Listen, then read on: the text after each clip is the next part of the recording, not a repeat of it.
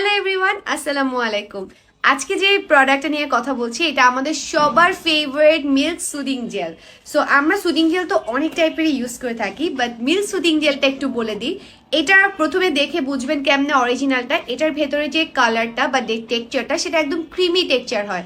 অনেকগুলো দেখবেন যে একটু ঘোলাটে ঘোলাটে হয়, সেটা না, এটা একদমই ক্রিমি টেক্সচারে হয়।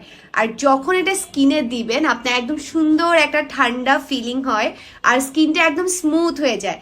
এটা আপনারা রেগুলার আপনাদের যাদের অ্যাকনি বার্মস আছে অথবা মেস্তার প্রবলেম আছে, স্কিনে গ্লো নেই, সে আপুরা মোটামুটি স্কিনে দিয়ে 30 মিনিটস রেখে দেন সুন্দর করে একটু মাসাজ করে, যে এইভাবে উপরের দিকে একটু মাসাজ করে পানি দিয়ে ধুয়ে ফেলবেন। এরকম করে মোটামুটি 10 থেকে 15 দিন লাগান, আপনার স্কিনের অনেক সুন্দর একটা চেঞ্জেস কিন্তু চলে আসবে।